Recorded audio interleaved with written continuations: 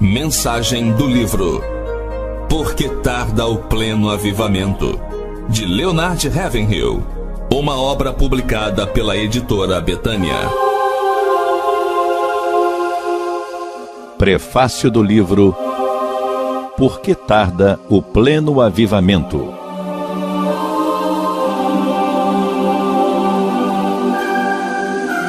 Os grandes complexos industriais mantêm em seu quadro de funcionários alguns operários que prestam serviços apenas quando ocorre uma falha em algum setor da fábrica. Assim, se uma máquina apresenta algum defeito, eles são convocados e comparecem ao local para identificar o problema e solucioná-lo, e tudo volta a funcionar a contento. Esses homens não se preocupam com os sistemas que estão operando bem, especializam-se em localizar e corrigir defeitos. No reino de Deus ocorre algo semelhante. Deus também tem sempre de prontidão seus especialistas, cuja principal função é cuidar das falhas morais, ou melhor dizendo, do declínio espiritual de uma nação ou igreja. Exemplos desse tipo de indivíduo foram Elias, Jeremias, Malaquias e outros iguais a eles, que em momentos críticos da humanidade surgiram no cenário da história para repreender, condenar ou exortar o povo de Deus em nome dele e da justiça.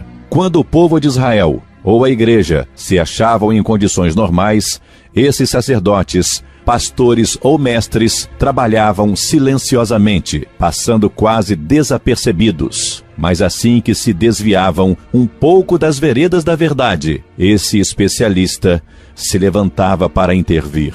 Parece que possuía um instinto especial, capaz de detectar problemas, o que fazia com que logo corresse ao auxílio do Senhor e do seu povo. Geralmente, esse tipo de pessoa tinha a tendência de ser radical, de ter atitudes drásticas e ser até certo ponto violento, e os curiosos que se pusessem a observar seu trabalho provavelmente o taxariam de extremista, fanático e negativista.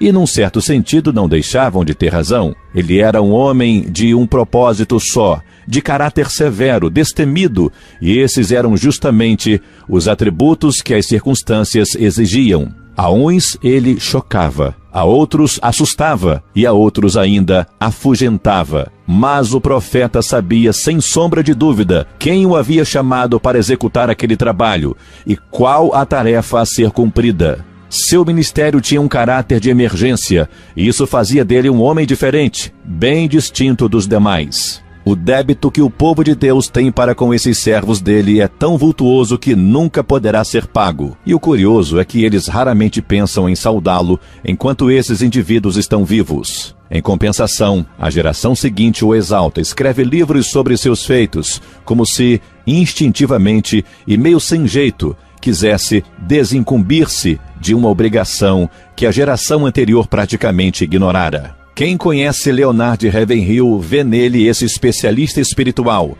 esse homem enviado por Deus não para realizar um ministério na obra regular da igreja, mas para fazer frente aos profetas de Baal, desafiando-os em seu próprio território para envergonhar os negligentes sacerdotes que oficiam no altar, para enfrentar os falsos profetas e advertir o povo que está sendo desviado do caminho certo por influência deles. Um homem como esse, às vezes, não é companhia muito apreciada. O evangelista profissional que sai correndo do culto assim que ele se encerra e vai para um restaurante de luxo contar piadinhas com os amigos, talvez o considere uma presença embaraçosa, pois ele não é desses que conseguem silenciar a voz do Espírito Santo em seu coração como quem fecha uma torneira. Ele insiste em ser um crente fiel o tempo todo, onde quer que esteja, e nisso também distingue-se de muita gente. Quando se trata de Leonard Ravenhill, é impossível ter uma posição indiferente. Seus conhecidos podem ser divididos em dois grupos, aqueles que o amam e admiram profundamente, e aqueles que o detestam. E o que se diz dele pode-se dizer também de seus livros, e deste livro, Porque tarda o pleno avivamento. Ao encerrar a leitura, o leitor e ouvinte vai procurar logo um lugar silencioso para orar, ou atirar longe, irritado, fechando o coração às suas exortações e admoestações e também apelos. Nem todos os livros Nem mesmo os bons livros podem ser considerados uma mensagem enviada direto do céu, mas acredito que este o seja, e o é porque seu autor é uma voz do alto e o espírito dele fala por suas páginas. Assinado A. W. Tozer.